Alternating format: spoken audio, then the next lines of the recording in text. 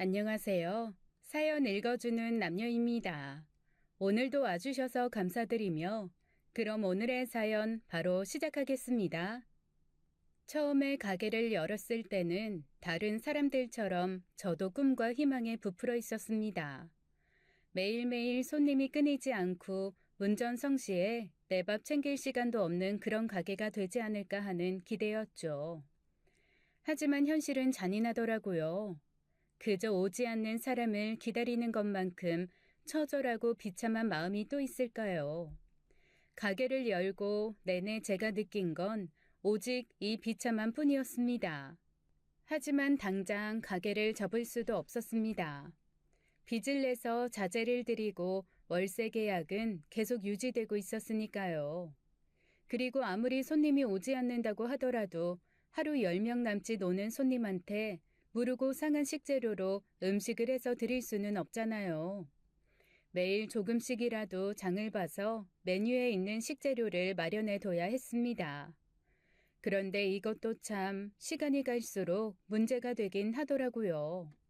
양파 같은 것도 한 망씩 들어있는 걸 많이 사면 좀 싼데 저는 늘 3개, 5개만 필요해서 사게 되니 단가를 맞출 수가 없었습니다. 그렇다고 제육볶음이나 닭도리탕에 양파를 뺄 수는 없잖아요. 얼렸다가 써보기도 했지만 쉽게 물러버려 그나마 드시던 손님들이 불만을 표시하더라고요. 손님 한 분 한 분이 소중한 마당에 그런 불평을 들을 수는 없잖아요. 결국 집밥하듯이 매일 장 봐서 10명, 15명 먹을 음식을 했습니다. 처음에 20개였던 메뉴는 15개, 10개로 줄고 그나마 있던 메뉴가 없어지니 손님들이 더 줄어버리고 말았습니다. 벌려놓은 것은 있지 이대로 접자니 뒷일이 더 막막하지 하루하루 정말 지옥불에서 버티는 것 같았어요. 그렇게 가게를 오픈하고 반년이 꾸역꾸역 지난 어느 날 비가 억수같이 오는 밤에 혼자 뒷정리를 하고 앉아있는데 눈물이 왈칵 쏟아지더라고요. 그러면서 진짜 오만 생각이 다 들기 시작했습니다. 그냥 부모님이 기술 배우라고 할 때 배울 걸 그랬나? 괜히 4년제 가겠다고 우겨서 재수한 거 그때부터 잘못된 건가? 아니야. 졸업하고 헛바람 들어서 어학연수 갔다 온 거 그거부터인가 봐. 아니지. 그래도 어학연수하고 온 덕분에 처음 몇 년은 그래도 아르바이트라도 하고 살았잖아. 아, 모르겠다 진짜. 한번 터진 걱정의 뚝은 하염없이 무너지며 저를 좌절의 나락으로 끌고 갔습니다. 평생 먹지 않던 술이 다 땡기더라고요. 마침 팔다 남은 제육도 처치곤란으로 남아있겠다. 팔리지 않아 쌓여있는 소주도 있겠다. 비도 오고 그러니 한 잔 마시고 퇴근하자 싶었습니다.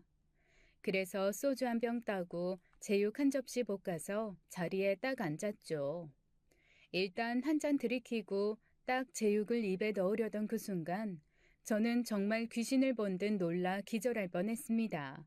비가 억수같이 쏟아지고 있는 어두운 바깥, 시커먼 그림자가 가게 안을 뚫어지게 정말 아주 대놓고 바라보고 있더라고요. 으악! 너무 놀라서 뒤로 나자빠질 뻔했습니다. 제가 너무 기겁을 하며 소리를 지르고 일어나니 그 그림자도 놀란 듯 뒤로 좀 물러났습니다. 처음엔 귀신인 줄 알았어요. 그리고 제가 너무 스트레스를 받아서 헛것이 보이나 했죠. 하지만 곧 정신을 차리고 진짜 사람이라는 걸 깨닫고는 순간 어떻게 해야 할지를 고민했습니다. 사실 이렇게 어두운 밤 비까지 오는데 낯선 남자가 밖에 서 있다면 요즘 같은 세상에 무서운 일 생길까봐 두렵잖아요. 식당 문이야 어차피 잠겨 있으니 깨고 들어오지 않는 한 큰일은 없겠지만 그래도 조심할 수 있는 건 조심하는 게 좋으니까요. 그런데 그 와중에도 저는 그 사람의 눈이 보이더라고요. 악하거나 뭔가 해코지를 할 만한 그런 사람의 눈은 아니었습니다. 제가 관상을 볼 줄 아는 건 아니지만 어렸을 때부터 자라온 환경이 사람들의 행동 심리, 표정이나 눈빛 읽는 것 이런 것들에 익숙할 수밖에 없었거든요. 아빠가 심리학자이고 엄마는 정신과 의사여서 늘 집에서 보고 듣고 경험하는 것이 다 사람에 대한 것뿐이었습니다. 뭐 나쁜 경험은 아니었죠. 다만 보통 아이들이 떼쓰고 혼나며 자랄 때 저는 부모님의 과학적이고 합리적인 훈육 아래 평범한 아이처럼 진상을 부릴 기회를 놓쳐 나름 또 억눌림이 있는 채로 자랐을 뿐입니다. 부모님은 아직도 인정하지 않는 부분이시기는 하지요. 그럼에도 불구하고 사람의 다양성을 존중하시는 두 분 덕에 제가 부모님의 기대에 미치지 못하는 삶을 살고 있어도 크게 뭐라고 하지 않는 것일 수도 있습니다.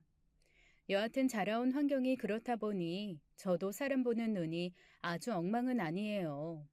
그리고 전문적이지는 않지만 대화를 하거나 소통하는 방식도 나름 잘 알고요. 그 덕에 시샘과 질투가 난무하는 요리 업계에서 큰 싸움 없이 살아남은 것일 수도 있습니다. 어쨌거나 그런 제 경험과 느낌으로 밖에 서 있는 사람은 결코 험한 마음을 먹일 사람은 아니었어요. 천천히 다가갔습니다. 그런데 제가 문 쪽으로 다가가니 그 사람이 후다닥 빗속으로 달려나가더라고요. 우산을 써도 홀딱 젖을 날씨기는 했지만 그래도 그냥 맞을 비는 아니었는데 옷도 변변치 않은 양반이 그 비를 다 맞고 어둠 속으로 사라졌습니다. 처음엔 너무 놀라서 그랬는지 술도 다 깨고 소화도 다 되어버린 듯해서 저도 그냥 얼추 정리하고 집으로 돌아왔어요. 그리고 집에 도착해서야 그날이 제 42번째 생일이라는 걸 깨달았습니다. 대문 앞에 부모님이 놓고 가신 미역국이랑 케이크, 그리고 꽃다발이 놓여 있더라고요. 제가 요즘 장사가 안 되어서 저녁 장사 일찍 접고 집에 와서 저녁밥을 먹는다는 말을 한 적이 있는데 아마 저녁으로 챙겨 먹으라고 갖다 놓으신 듯 했습니다. 이 나이가 되도록 부모님께 생일 챙겨받는 것도 죄송하고 혹시 제 자존심이 상하거나 할까봐 집으로 불러 밥 한 끼도 못 해준 채 놓고 가신 마음을 알 것 같았어요. 저한테 잘못한 것도 없이 제 눈치를 보고 있는 부모님 생각에 마음이 더 무너지더라고요. 그날 장사 시작하고 처음으로 대성통곡을 하며 울었습니다. 울컥 눈물이 나는 정도가 아니라 정말 가슴을 쥐어뜯으며 울게 되더라고요. 진퇴양난이 따로 없었어요. 울다 잠이 들고 다음날 일어나니 아주 얼굴이 가관이더라고요. 누가 봐도 퉁퉁 부은 얼굴을 하고 가게로 나갔습니다. 두 손 무겁게 장을 봐도 모자랄 판에 가볍게 두 봉지 장을 봐서 가게로 들어와 식재료를 다듬었어요. 오늘은 또 몇 명이나 올지 일주일 뒤에 내야 하는 월세는 어떻게 감당할지 한숨만 푹푹 새어나오던 그때 누가 가게 문을 열고 들어왔습니다. 죄송해요. 아직 영업 전이에요. 혹시 물 한 잔만 얻어 마실 수 있을까요? 아, 물이요? 처음에는 짜증이 좀 났습니다. 원래 그런 걸 잘 안 믿는데 장사를 하다 보니 저도 모르게 믿게 되는 몇 가지 징크스, 미신 같은 게 생기더라고요. 마수거리 손님이 싼 메뉴를 먹으면 하루 종일 자잘하게 돈을 번다던가 영업 전에 장사치나 구걸하는 사람이 오면 그날은 공친다던가 하는 것들이요. 가뜩이나 장사가 안 돼서 힘든데 대바람부터 손님도 아닌 물 달라는 사람이 들어온 게 좀 신경질이 났습니다. 저도 모르게 한숨과 함께 일어나 정수기에서 물을 한 컵 따랐습니다. 아, 네, 여기요. 그렇게 성의 없이 물을 건네며 그제야 제대로 가게 안으로 들어온 사람의 얼굴을 봤어요. 냄새나는 몸, 더벅머리에 손가락이며 손등에 꼬질하게 때가 껴서 나무 등골 같은 손, 전혀 어울리지 않게 겹겹이 입은 옷과 다 떨어진 신발은 누가 봐도 노숙자의 모습이었습니다. 그런데 그 사람의 눈이 어디선가 본 것 같은 눈인 거예요. 대체 이 눈을 어디서 봤을까 한참 고개를 갸웃거리다가 퍼뜩 생각이 떠올랐습니다. 어? 어제 문 밖에 서 계셨죠? 네. 놀라게 해드려서 죄송합니다. 어제는 비가 너무 많이 와서 제대로 사과도 못 드리고. 정중하게 사과하면서 그는 자신이 손으로 잡았던 물컵을 냅킨 한 장을 꺼내서 겉면을 닦아내곤 조용히 내려놓더라고요. 꼭 더러운 손으로 잡아서 미안하다는 듯 말입니다.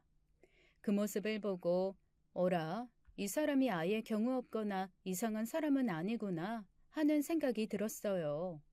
그리고 무슨 마음에서였는지 저도 모르게 불쑥 이렇게 말하고 말았습니다. 식사는 하셨어요? 아직 영업 전이라 크게 준비된 건 없지만 간단하게 식사하실래요? 아, 아이, 제가 보다시피 지금 제가 돈이.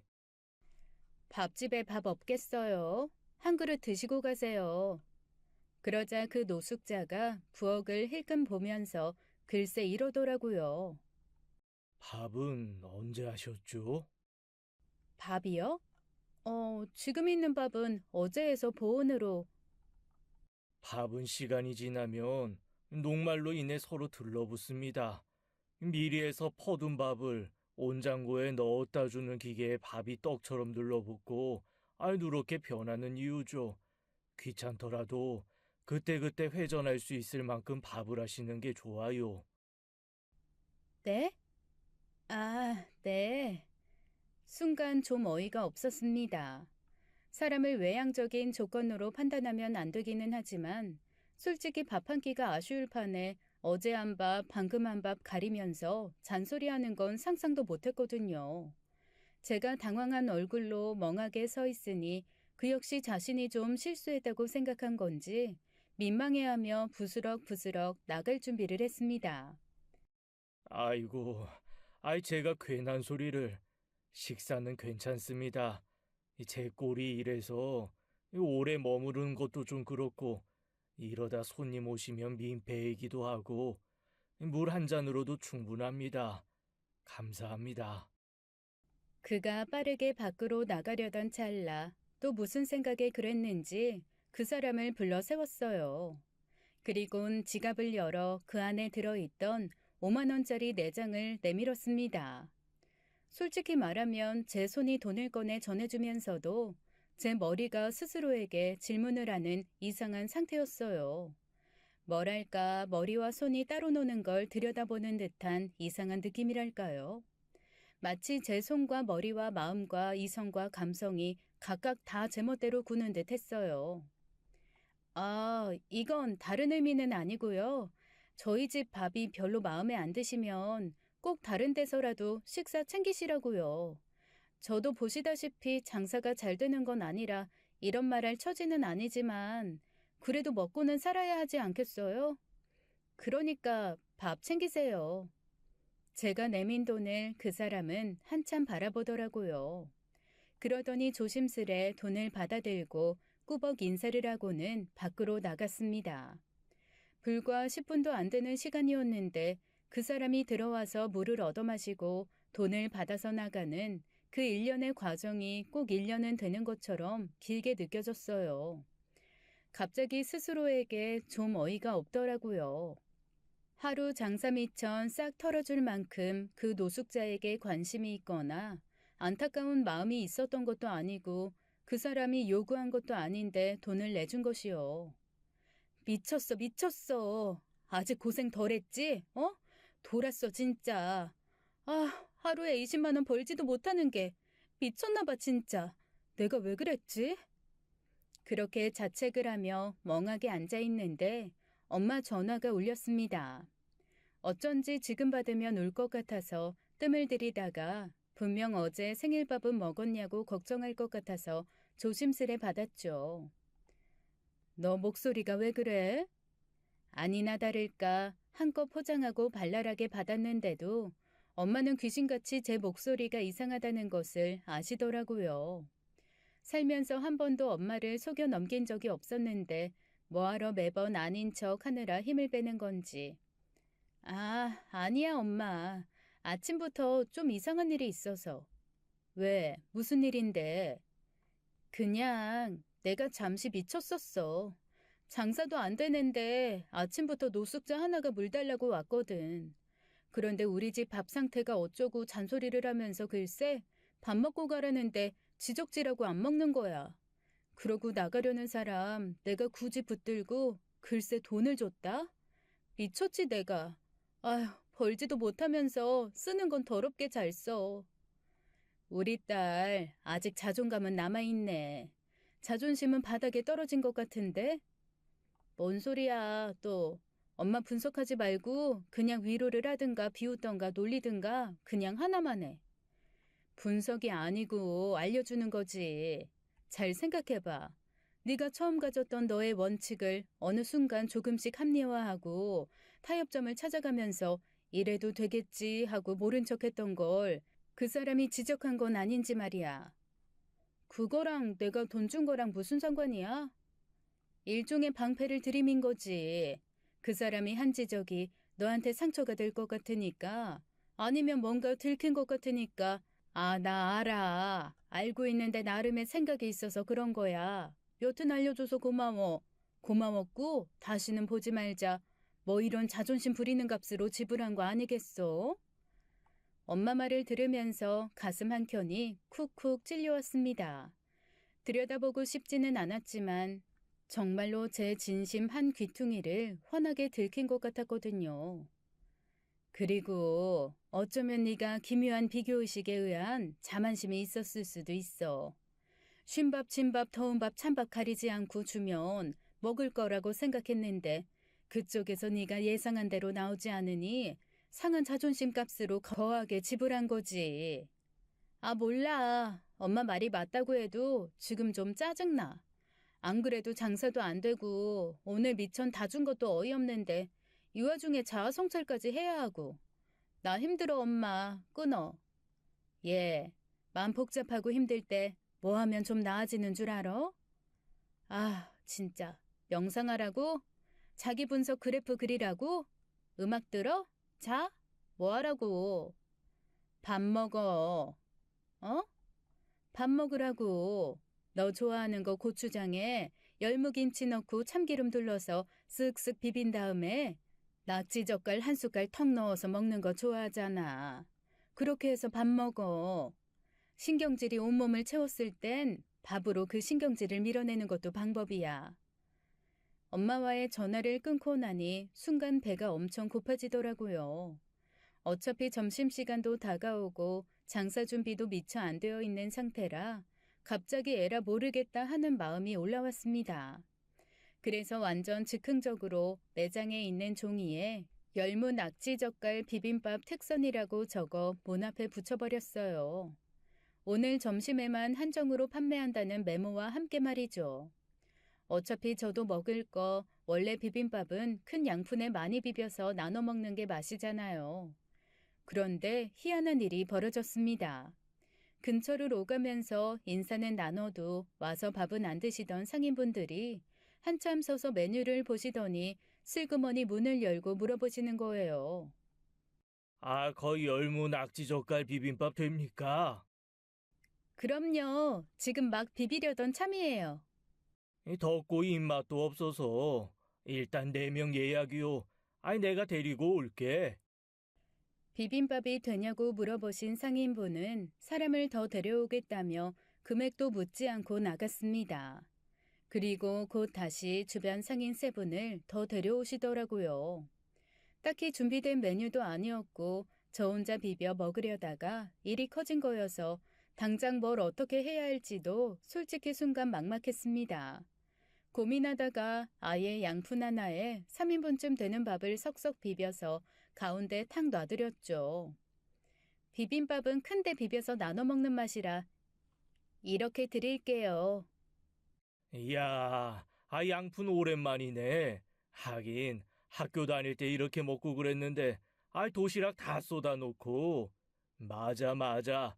아, 우리 집이 그때 방앗간을 해서 어쩌다 보니 참기름 준비는 늘 내 처지였어. 아, 우리 돌아가신 오마니가 내 밑으로 기름 10마를 쑤셔 박았다고 이 돌아가실 때까지 나한테 생색 내셨다니까.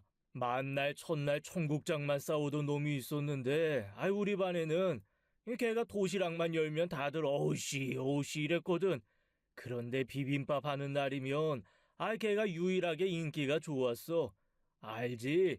이 비빔밥에 청국장 한 숟가락 딱. 에이, 청국장보다는 된장찌개 두부지.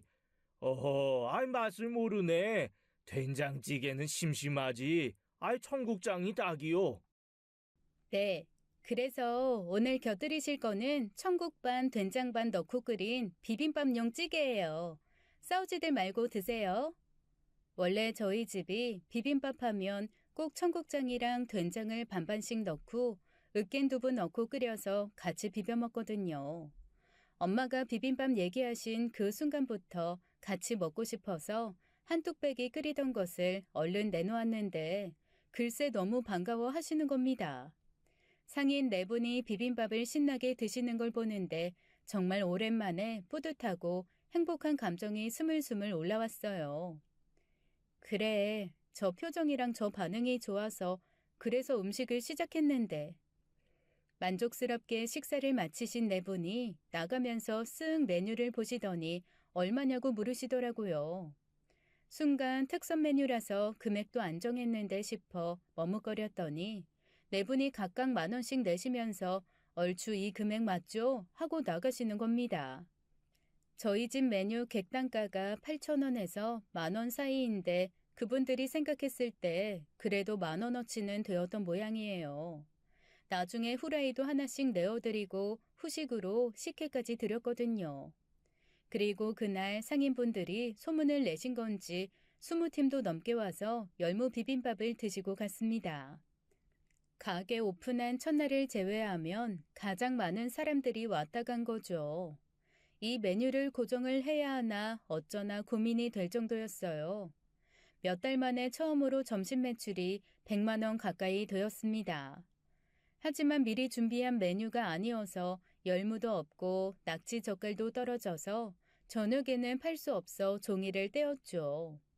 열무 비빔밥 찾아오신 손님들이 몇 분 계셨지만 메뉴가 소진되었다고 하니 아쉬워하면서도 다른 거 드시고 가더라고요.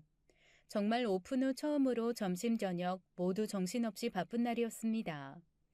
그리고 다음 날 저는 본격적으로 열무 비빔밥을 팔아보려고 아침부터 열무를 잔뜩 사다가 김치부터 가득 담궜습니다. 낙지 젓갈도 잔뜩 싸서 냉장고에 꽉꽉 채워뒀죠. 그런데 정말 어제 일이 꿈인 것처럼 정말 아무도 찾지 않는 거 있죠. 진짜 일장춘몽인 것 마냥 손님이 한 명도 찾지 않는 겁니다. 대체 이게 뭔가 싶더라고요. 그렇게 또 손님 없이 이틀, 3일의 시간이 흘렀습니다. 이게 참 이상한 게 한 번 손님 맛을 보고 났더니 그 다음에는 손님 없는 게 더 미칠 지경이 되더라고요.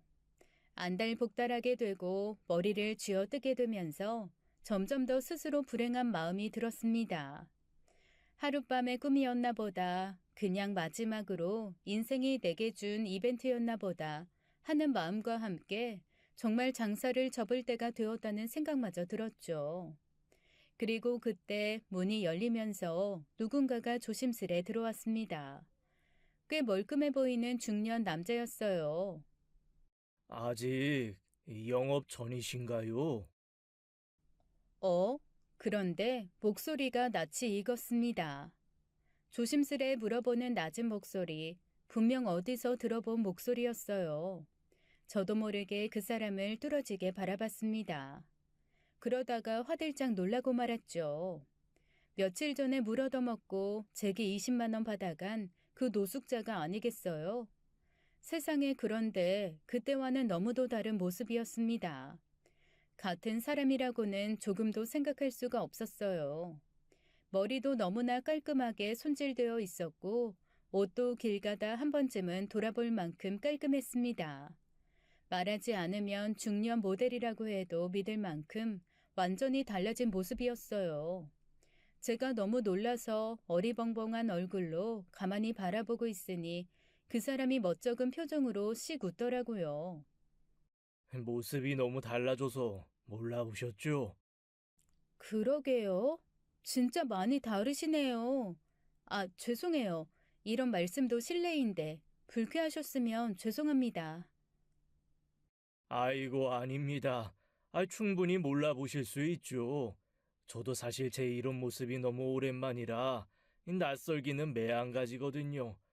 혹시 지금 영업 전이기는 한 것 같은데 밥 좀 먹을 수 있을까요? 그때 못 먹고 간. 아, 네네. 조금 일찍 장사 시작했다고 생각하죠, 뭐. 오늘 밥은 제가 방금 했거든요. 갓 지은 밥으로 기본 정식 어떠세요? 아이고, 그때 그 말이 마음에 남으셨나 봐요. 죄송합니다. 그런 말 하는 게 아닌데, 제가 사실 오늘 온 것도, 그때 쓸데없는 말을 한 것 같아 사과드릴 겸 겸사겸사 찾았습니다. 아니에요. 처음에는 솔직히 좀 당황했는데 사실 나중에 지나고 보니까 맞는 말씀 하신 거였더라고요. 밥은 그때그때 새로 하는 게 맞죠. 그런데 그때도 그렇고, 지금도 그렇고, 한창 식사 시간 시작될 텐데, 손님이 별로 없네요. 그 사람 말에 마음 한켠이 또 가시로 찔린 것처럼 찌르르 아파왔습니다. 대체 누구인데 올 때마다 이렇게 아픈 곳만 콕콕 찌르나 싶었죠. 손님이 없다는 말에 저도 모르게 제가 음식을 못하는 모양이라며 자조적인 대답을 했습니다. 그랬더니 그 사람이 가게를 한번 휙 둘러보더니 글쎄 이렇게 말하더라고요. 하루에 30번은 테이블이 돌아야 이익이 나겠네요. 이 구조로는 좀 힘들겠는데, 혹시 테이블 회전율 생각해 보신 적 있으세요? 하루에 몇 번이나 테이블이 비워지고, 새 손님이 차야 이 가게가 유지될 수 있을까 하는 거. 그럼요. 당연히 생각은 했죠. 그런데 분식집도 아니고, 이 정도 유지하려면 적어도 한 테이블이 30번은 돌아야 되는데, 하루 동안 그게 가능한 메뉴라고 생각하세요? 그리고 상권이 한정되어 있는데, 거기에 맞는 메뉴인가 아닌가도 고민해 보셨나요? 아주 초기 세팅하는 부분부터 생각해서 전체적으로 다시 고민을 해 보셔야 될 것 같아요. 사실 그 사람의 얘기를 들으면서 좀 많이 당황했습니다. 뜬금없이 와서 저희 회전율을 물어보질 않나 자기가 뭐라도 되는 양 이러쿵저러쿵 얘기하는 것 자체가 좀 어이없더라고요. 저 나름 그래도 이곳저곳 다니면서 경험이 많이 쌓인 사람인데 내가 왜 여기서 이 사람한테 이런 얘기를 듣고 있어야지라는 생각도 불쑥 올라왔습니다. 그런데 제 이런 생각을 읽기라도 한 듯이 그 사람이 절 보고 웃으면서 이렇게 물어보더라고요. 내가 왜 이 사람한테 이런 얘기를 듣고 있어야 하나 싶으시죠? 네, 솔직히 말하면 좀 그래요. 지난번 밥도 그렇고 지금 얘기도 그렇고 듣다 보면 틀린 얘기는 아닌데 좀 이상하고 의아하기는 해요. 진짜 솔직하시네요. 저 이상한 사람 아닙니다. 이것도 인연인데 밥 먹으면서 얘기할까요? 조금 얼떨떨하고 당황스러운 상태이기는 했지만 그래도 밥 먹으면서 얘기하자니 거절할 이유는 없었습니다. 그런데 그 사람과 마주 앉아서 차근차근 얘기를 하다 보니 왜 그 사람의 목소리가 제 귀에 익었는지 그리고 그 사람의 눈빛이 익숙했는지 알 수 있었어요. 어? 잠깐만. 혹시 네, 아예 알아보신 것 같은데 저 그 사람 맞습니다. 놀랍게도 그 노숙자는 제가 한동안 엄청 찾아보고 강연을 온라인으로 들었던 음식점의 신이라는 별명을 가진 사람이었습니다. 상권 분석도 시원시원하게 해주고 되면은 왜 잘 되는지 안 되면은 왜 안 되는지 아주 쪽집게처럼 콕콕 집어서 얘기해줬던 사람이라 인기도 엄청 많았거든요. 그런데 어느 날 갑자기 자취를 감춰서 그 이후 제 기억 속에서도 서서히 사라졌었죠. 대부분 컨설팅하는 사람이 자기가 정답인 양 똑부러지게 말은 하지만 거만하고 아나무인인 경우가 많은 이 세계에서 보기 드문 다정한 사람이었던 걸로 기억하거든요. 아니 대체 어디서 뭘 하다가 아니 어떻게 되신 거예요? 그러자 그 사람이 희미하게 웃으면서 저한테 사연이 깊다고 했습니다. 그러면서 원래는 밥을 먹으면서 가볍게 말할까 했는데 아무리 생각해도 그건 아닌 것 같다고 하더라고요. 일단 밥 다 먹고 나중에 가게가 끝날 때쯤 괜찮은 시간을 말해주면 그때 다시 찾아와서 잠깐 얘기 가능하겠냐고 물었습니다. 당연히 얘기야 가능하고 워낙 음식점의 신으로 유명했던 사람이니 무슨 얘기를 할지 궁금하기도 했지만 한켠에서는 대체 나한테 왜? 라는 의문이 더 크게 밀려왔어요. 그런데 대체 무슨 얘기를 뭔가 마음에 안 드세요? 저희 음식이 너무 이상한가요? 아니요. 나중에 한꺼번에 얘기하죠. 이따가 저녁 때 가게 마무리할 시간쯤 다시 오겠습니다. 그리고 그는 가게를 나가면서 지난번에 제가 줬던 20만 원에 밥값까지 얹어서 계산을 하더라고요. 그 20은 정말 드린 돈이었다고 안 주셔도 된다고 했지만 극구 제 손에 쥐어주며 이 돈 받고 자기가 정신이 번쩍 났다며 자세한 얘기는 나중에 하자는 얘기를 또 하더라고요. 그날 그 사람이 밥을 먹고 나간 후에 평소에도 그다지 잘 되는 장사도 아니었지만 저는 정말 하루 종일 장사를 하면서 일이 손에 잡히지 않았습니다. 대체 저 사람이 왜 갑자기 나타났는지도 너무 궁금했고 저한테 무슨 얘기를 하려고 하는 건지도 궁금하더라고요. 그러면서 문득 이런 생각이 들었습니다. 거절하기도 애매하게 갑자기 반했다느니 어쨌다느니 그런 얘기 하는 거 아니야? 정말 그런 거 거절하는 거 나 진짜 못하는데. 만약에 그렇다 그러면 어떻게 해야 되지? 사실 저한테 다정한 눈빛을 한 번 준 것도 아니고 애틋한 말 한마디를 한 것도 아니었지만 제 상상으로 끌어모을 수 있는 가정은 그게 전부였어요. 아니 세상과 담쌓았던 중년의 남자가 다시금 멀끔한 모습으로 나타나서 할 얘기가 있다고 하는데 대체 무슨 상상을 할 수 있겠어요. 아무리 머리 굴려도 고백 외에는 떠오르지 않더라고요. 하지만 그렇게 오만 걱정을 혼자 상상으로 하고 있던 게 무색하게 저녁에 만난 그 사람이 저에게 한 첫마디는 바로 이거였습니다. 왜 그렇게 장사가 안 되는지 알고 있어요? 네? 이유요? 아니요, 아직. 안 그래도 고민이긴 한데 제가 어떻게 할 수 있는 부분도 아니고. 에이, 장사하는 사람이 그런 말이 어딨어요. 할 수 있는 부분도 아니고가 아니라, 제대로 하게끔 만들어야죠. 제가 좀 도와드려도 될까요? 저를요? 갑자기 왜요? 정말 뜬금없었습니다. 노숙자가 나타나서 밥도 안 먹고 갔던 사람이 갑자기 저한테 멀끔한 모습으로 찾아와 장사가 잘 될 수 있게 도와줘도 되냐고 물어보는데 얼떨떨 하더라고요. 이건 또 무슨 신종사기인가, 혹시 무슨 새로운 종류의 보이스피싱인가, 별별 생각이 다 들었습니다. 그랬더니 그 사람이 저를 보면서 글쎄 이렇게 얘기하는 거예요. 이상하게 듣지 마시고요. 사실 처음에 이 가게 앞을 지나다니면서 몇 번 보고 조금 놀랐어요. 죽은 제 아내랑 너무 똑같이 생기셨거든요. 그 소리를 듣는 순간 조금 아찔해져 왔습니다. 제가 생각했던 대로 혹시 이 사람이 죽은 아내와 닮은 저한테 반했다며 이런 식으로 다가오는 게 아닌가 하는 생각이 들었거든요. 그러면서 제 상상이 현실이 된 것 같다는 생각에 어떻게 거절해야 되지라는 고민으로 머리를 굴리기 시작했습니다. 그런데 제 마음을 읽기라도 한 듯 그 사람이 이러더라고요. 걱정 마세요. 그쪽이 생각하는 것처럼 그렇게 로맨틱한 그런 생각한 거 아니니까. 저는 단지 이 처음에 눈길이 갔던 게 제 아내를 닮아서였다는 것뿐이고, 그 다음, 즉 지금은 순수하게 대체 이 가게가 왜 장사가 안 될까라는 게 궁금할 뿐입니다. 다른 관심 전혀 없어요. 혼자 김칫국부터 마신 게 머쓱해져서 저도 모르게 얼굴이 빨개졌습니다. 한마디로 떡줄 사람은 생각도 안 했는데 제가 벌컥벌컥 김칫국부터 드링킹을 한 거잖아요. 그 민망함을 숨기기 위해 얼른 왜 가게가 장사가 안 되는지를 물어보았습니다. 그랬더니 그 사람이 일단 상권 분석부터 잘못됐다고 하더라고요.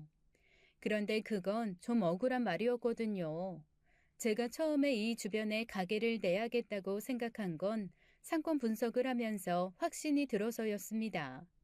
제 가게 주변으로 일단 음식점이 별로 없는데 도매 상인들, 그 상인들에게 물건을 사러 오는 소매 상인들이 늘 북적거리는 곳이었거든요. 그 사람들이 편안하게 집밥처럼 먹을 수 있게 일부러 백반 형식, 집밥 형식으로 구성하고 한상 차림으로 간단하게 만든 것도 다 상권 분석을 통한 결정이었습니다. 가장 오랜 시간을 투자한 게 상권 분석인데 그게 잘못되었다고 하니 근간이 흔들리는 느낌이라 기운이 다 빠지더라고요. 상권 분석이요? 상권 분석이 잘못됐다고요? 네. 여기는 주변에 상인들이 많아서 편안하게 앉아 무언가 요리를 시켜 먹고 이 느긋하게 식사를 즐길 만한 그런 환경이 아니에요. 그렇다고 해서 유동인구가 아주 많은 곳도 아니고 대부분 공장과 도매 상인이 많은 곳이잖아요. 그래서 집밥처럼 드실 수 있게 끓인 건데요. 상권 분석해서. 아니죠. 이곳에 오는 손님은 붙박이 상인들이나 이 빨리빨리 움직여야 되는 바쁜 사람들이잖아요. 그런 사람들을 상대로 장사를 해야 되는데, 여기는 한 끼 밥상이라고는 하지만 앉아서 천천히 즐겨야 되는 예쁜 한상 차림 아닙니까? 그러니 당연히 빠르게 움직여야 되는 사람들한테는 적당한 게 아니죠. 며칠 전에 장사 좀 잘 됐던 날 있죠. 밖에서 좀 지켜봤거든요. 그때 메뉴가 뭐였어요? 비빔밥이었죠. 손님들이 그 비빔밥 한 그릇 먹고 나가는데 시간이 어느 정도 걸리던가요? 한 15분? 그 정도 걸렸던 것 같아요. 그렇죠. 아마 여기서 평균적으로 손님들이 음식 먹고 나가는 시간이 평소에도 30분 정도 걸렸을 거예요. 후식까지 드시면 30분 넘을 때도 있고, 15분은 그 시간의 딱 절반이잖아요. 아마 빠르게 먹고 나갈 수 있는 메뉴라서 들어오셨을 거예요. 그런데 왜 그 다음 날은 안 오죠? 열무낙지 비빔밥을 누가 매일 먹어요? 한 번은 상큼하고 시원한 맛에 땡겨서 먹을 수 있지만, 생각보다 열무는 호불호가 강한 식재료예요. 매일 먹기는 진리죠. 그제야 조금 짐작되는 바가 몇 있었습니다. 사실 처음에 장사 시작할 때 주변 상인들이 여기 뭐 하는 집이냐고 물어보셨거든요.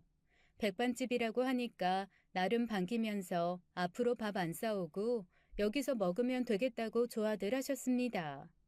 이후에 한두 번은 와서 식사를 하셨던 분들이 다 맛있다, 정갈하다라고 말씀을 해주시기는 했는데 그 다음부터는 일절 찾지를 않으시는 거예요. 제가 오며 가며 인사로 한번 오시라고 서비스 드린다고 해도 웃으면서 고개는 끄덕이시는데 와서 드시지는 않더라고요. 그래서 저는 나름대로 그것도 제 마음의 상처로 남아 있었거든요. 맛있다고 하는데 왜 안 오지? 그냥 같이 장사하는 사람이니까 한번 팔아주려고 왔던 건가?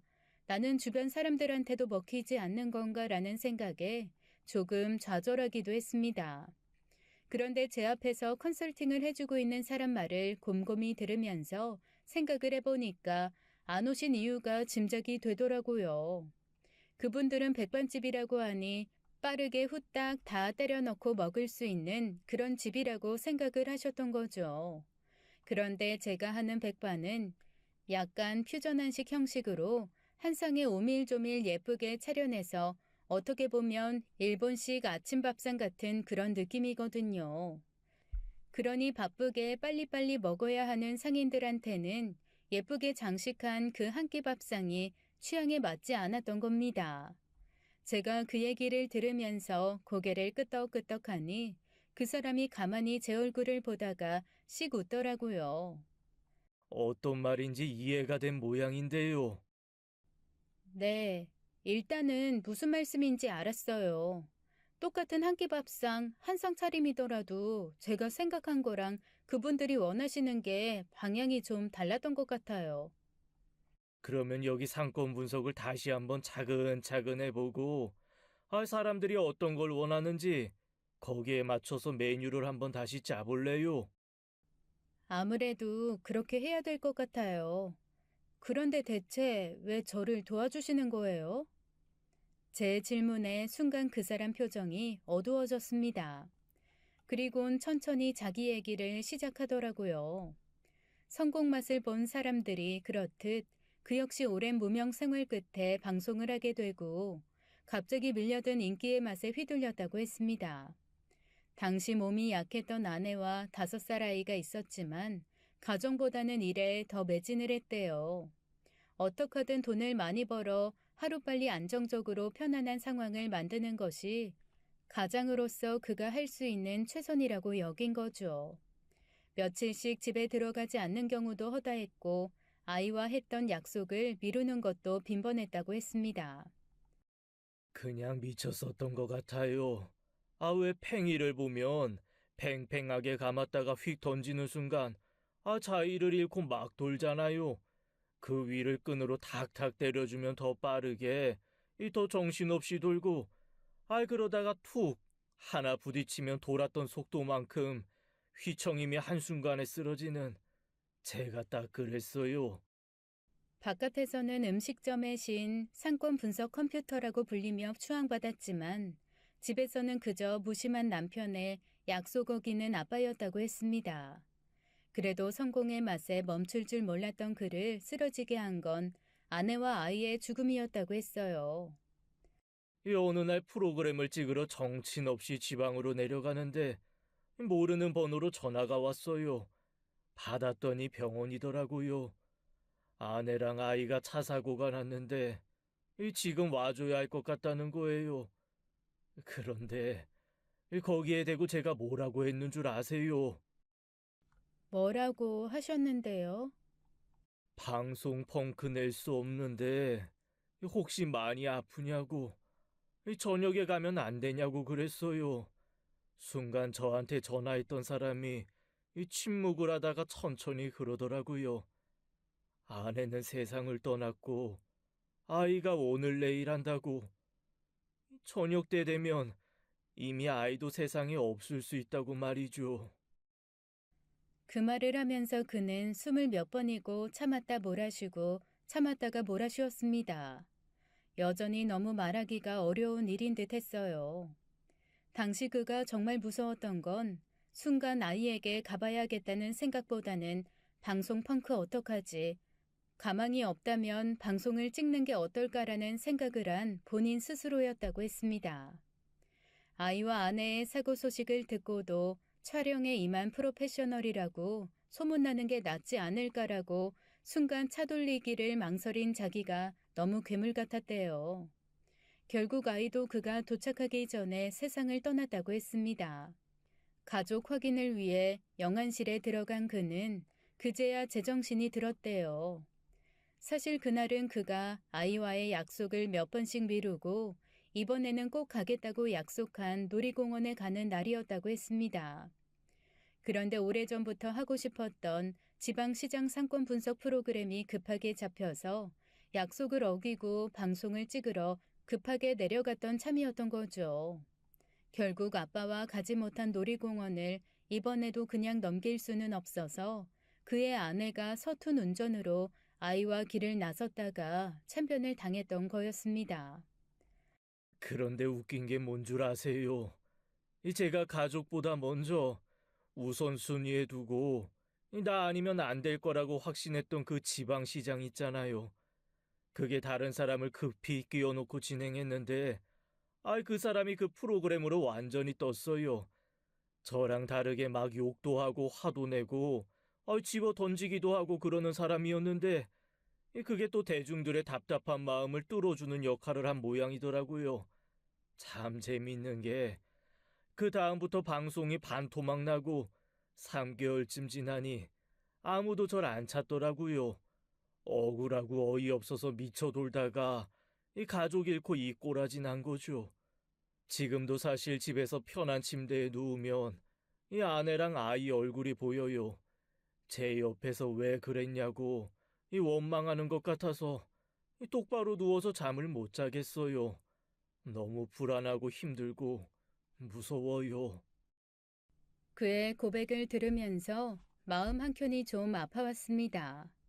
분명 그 사람만의 잘못은 아닐 텐데 그렇게 트라우마로 힘들어하는 걸 보니 참 사람이 돈이 전부가 아니구나라는 생각도 들고 가족 잃은 아픔에 이렇게까지 오래 괴로워하는 걸 보고 이 사람도 녹록지 않은 삶을 살았구나라는 생각도 들었습니다.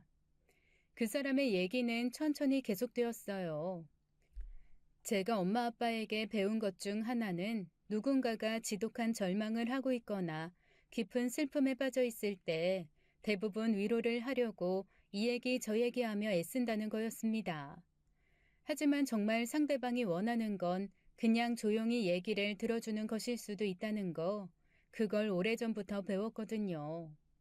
그래서 그 사람이 편하게 얘기할 수 있도록 중간중간 끄덕이거나 대답만 짧게 하고 계속 얘기에 귀를 기울였습니다. 처음에는 힘겹게 얘기를 꺼내며 머뭇거리던 그 사람이 1시간 정도 뭔가 털어놓고 나더니 그제야 좀 편해졌는지 제 눈도 한번 보고 웃기도 하고 그러더라고요. 그래서 그 이후에 다 놓고 무심히 지내셨던 거예요? 좌절이 깊어서? 아무 의욕이 없더라고요. 이 가족들이랑 행복하게 살기 위해 노력했다고 생각했는데 결국 제 욕심으로 가족을 잃은 거잖아요. 제 삶 자체가 의미가 없더라고요. 그런데 어느 날 이 가게 앞을 무심히 지나다가 너무 놀랐어요. 그리고 아내 닮은 사장님을 보고 솔직히 말하면 정신이 좀 번쩍 들었어요. 제 아내가 바쁜 저를 이해해줬던 유일한 이유가 이 누군가의 삶을 변화시키는 제가 자랑스러워서였거든요.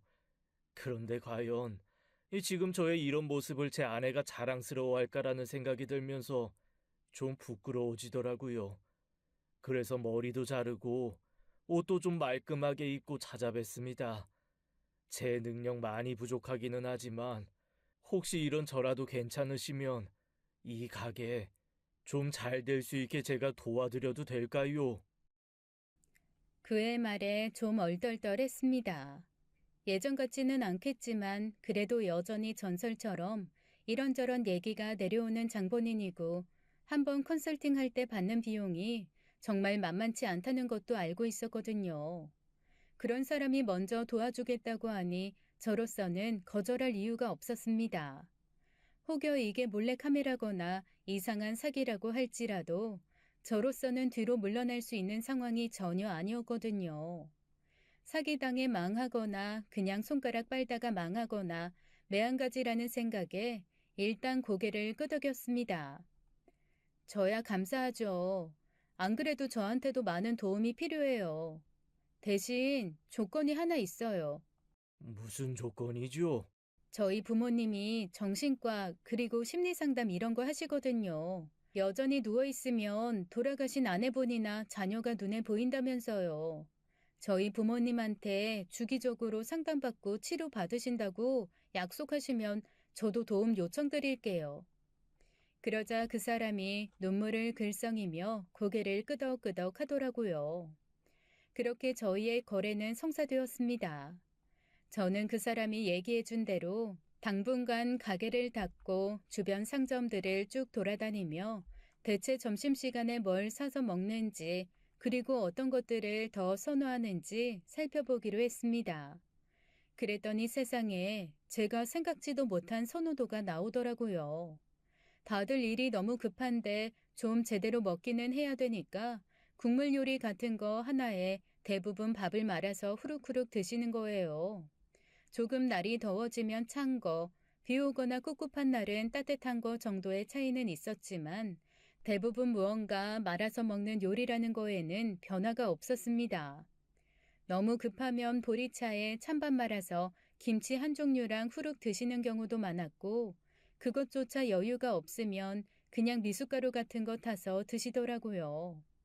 아주 일부 부부가 함께 장사를 해서 간단한 반찬 싸와서 식사를 챙기시는 경우를 제외하고는 10집 중에 8집이 국물에 말아먹는 형태를 띠고 있었습니다. 그런데 제가 하던 가게는 말아먹는 메뉴는 단 하나도 없었거든요. 떠서 가끔 입가심을 하는 정도거나 아예 자작해서 비벼 먹을 수는 있어도 후룩후룩 먹는 메뉴가 하나도 없었으니 선호도에서 완전히 벗어났던 거죠. 그걸 미처 몰랐다는 것도 스스로에게 좀 어이가 없었고 슥슥 지나다니면서 본 게 전부일 텐데 제가 실수한 걸 딱 집어내서 한번 살펴볼 기회를 준 그 사람도 놀라웠습니다. 그렇게 주변 조사를 하고 났더니 제가 한 상을 차려서 예쁘게 곱게 내놓는 게 당연히 안 먹혔겠구나라는 생각이 들더라고요. 보름이 넘게 주변을 돌아다니면서 곰곰 고민한 결과 저는 그 컨설턴트에게 이렇게 결과를 얘기했습니다. 제가 좀 고민을 했는데 가게 메뉴를 리뉴얼한다면 다양한 종류의 국밥을 해보면 어떨까 싶어요. 김치말이 국밥, 소머리 국밥 같은 국밥들이요. 베이스는 전부 고기 국물로 하고 매운 양념, 흰 양념 고루고루 넣어서 해보면 어떨까요? 그랬더니 그 사람이 씩 웃으면서 저한테 뭔가 종이뭉치 하나를 내놓더라고요. 의아한 마음에 열어봤습니다. 두꺼운 종이뭉치는 그 사람이 나름대로 상권을 분석하고 적절한 솔루션을 정리해둔 것이었어요. 그런데 이 안에 글쎄 제일 앞 추천 메뉴에 국밥이 있는 거예요. 그 사람이 저한테 이러더라고요. 혹시 의견이 전혀 다르면 어떨까 고민했는데, 둘이 같은 생각을 해서 너무 다행이에요. 우리 이렇게 한번 가게 리뉴얼 해보죠. 그 얘기를 듣고 저는 그 사람에게 리스트를 받아서 전국의 유명한 국밥집을 쭉 한 달 동안 찾아다니기로 했습니다. 제가 가게를 잠시 닫는 동안 그 사람은 저희 부모님께 상담을 받고 예전에 알던 사람들을 통해서 가게를 한번 새롭게 정비하는데 도움을 주기로 했어요. 한 달 동안 전국을 다니면서 국밥이란 국밥은 다 맛을 보는데 세상에 정말 다양한 국밥들이 존재하더라고요. 이런 것도 모르고 덥석 음식점을 하려고 했구나 반성에 반성이 더해지는 시간이었습니다. 정말 맛있는 집은 몇 번씩 가서 먹어보기도 하고 포장한 후에 숙소에서 분석하는 시간도 가졌어요. 또 하나 놀란 건 그 음식을 하시는 분들의 태도였습니다. 저는 그동안 제가 요리하면서 깨우친 것들을 나름 비법이라 생각해서 사실 엄마에게도 말하지 않으려고 숨기고 그랬거든요. 그런데 제가 슬그머니 물어보는 비법 같은 것들을 너무 아무렇지도 않게 툭툭 알려주시는 거죠. 그래서 제가 어떤 집에서는 웃으면서 혹시 이 비법 가져다가 제가 음식점이라도 하면 어떻게 하시려고 막 알려주시냐고 했더니 글쎄 이렇게 말씀하시더라고요. 아이고, 손맛이라는 말이 괜히 있어요? 레시피 다 알려주고 그람수까지 말해줘도 맛 달라. 이게 그냥 끓이는 거 같죠? 그런데 오래 하다 보면 본능적으로 확 오는 게 있어요. 똑같은 고기인데 오늘은 한 소끔 더 끓여야 누린내가 안 나겠다 싶은 날이 있고 공기가 찹찹하니까 오늘은 열고 끓여야겠다, 열다가 닫아야겠다. 그런 건 다 경험이거든. 그걸 누가 베끼겠어? 못 베껴. 알려줘도 돼. 상관없어 그래서. 그 말과 함께 본인이 평생 고민하면서 개발한 노하우를 툭 말씀해 주시는데 부끄러워서 어디 쥐구멍에라도 들어가고 싶더라고요. 그렇게 숨은 고수들을 찾아다니며 배우고 또 배웠습니다. 그러면서 그 중에 어떤 것은 합치고 어떤 것은 또 다른 방식으로 리뉴얼하면 좋겠다라는 생각을 하며 꼼꼼하게 메모도 하고 기록했어요. 그렇게 한 달을 꼬박 하루 5끼 국밥만 먹으면서 메뉴를 완성시켜 나갔습니다. 중간중간 그 사람도 같이 내려와 먹고 논의하는 날들이 계속되었어요. 처음 한 달은 전국을 다니며 최대한 많은 것을 맛보았고 그 다음 한 달은 출연한 국밥집을 다시 다니면서 가게에 어울리게 바꿀 수 있는지 메뉴화 할 수 있는지를 같이 고민했습니다. 그렇게 3개월간의 길다면 길고 짧다면 짧은 컨설팅 기간을 거친 후에 저는 새 마음 새 뜻으로 국밥집을 오픈했어요. 놀랍게도 국밥집은 오픈하자마자 아주 대박이 났습니다. 주변 상인들이 이제서야 이런 집이 생겼다며 먼저 너무너무 좋아해 주셨고요. 그 상인들을 찾아온 손님들이 상인들의 추천을 받고 저희 집에 와서 맛있게 한 그릇 뚝딱 먹고 가시기도 했습니다. 한번 오신 분들이 계속 찾아주시고 소문내주신 덕에 오픈한 지 4개월 만에 제 가게는 그 주변에 왔으면 꼭 들려야 할 집으로 명성을 떨치게 됐어요. 그리고 바쁜 분들을 위해 제가 아이디어를 내서 한 그릇 뚝딱 서비스까지 만들었거든요. 뜨겁게 한 그릇 얼른 말아내서 그 위에 뚜껑 겸 접시를 얹어 반찬 착착 얹어 훌훌 먹을 수 있는 컵 국밥 형식으로 배달을 시작한 겁니다. 매일 반찬도 조금씩 바꾸고 배달에 제공하는 숟가락은 끝이 포크 모양으로 된 것으로 들여 정말 딱 받자마자 거추장스러운 거 없이 국밥 먹고 반찬 찍어 먹을 수 있게 해드렸죠. 컵국밥의 인기가 올라가면서 가게도 점점 확장하게 되었습니다. 그렇게 새로 오픈한 제 가게는 어느덧 종업원도 4명이나 두고 배달하는 사람도 2명을 둔 큰 가게로 성장했어요. 불과 몇 달 전만 해도 다음 달 월세를 어떻게 해야 되나 고민하던 거에 비하면 정말 괄목상대할 만한 변화였죠. 그리고 저에게 컨설팅을 시작했던 그 노숙자는 저희 부모님의 도움으로 이제는 약 없이도 깊은 잠을 잘 수 있는 사람이 되었습니다. 그리고 제 옆에서 가장 든든한 조력자이자 가장 쓴소리를 내뱉는 스승님으로 여전히 엄청난 잔소리를 하고 계세요. 다시 재기해서 요즘에 무지 바쁜데도 꼭 일주일에 한 번은 저희 집에 와서 국밥 한 그릇 드시고 가면서 그때마다 이런저런 잔소리를 쏟아내시니까요. 어느 비 오는 날 귀신처럼 찾아왔던 노숙자 그 사람이 제 인생의 귀인이 될 줄은 미처 몰랐습니다. 제가 완전 초기에 요리를 배울 때 저희 스승님이 이런 말씀을 하신 적이 있어요. 아무리 진상 손님이어도 그 손님이 분명 한 가지 역할은 하는 법이다라는 얘기를 하셨었거든요. 저 요즘 제 스승님 보면서 그런 생각을 하곤 합니다. 제가 만약 물 한 잔 달라고 했던 그때의 저희 스승님을 그냥 쫓아냈다면 오늘날의 이런 대박은 아마 없었을 거예요. 좋아하는 요리를 하며 바쁘게 살 수 있는 요즘 저는 가장 행복합니다. 지금까지 사연 읽어주는 남녀였습니다. 끝까지 시청해주신 여러분 감사드리며 저희는 다음 사연으로 돌아올게요. 감사합니다.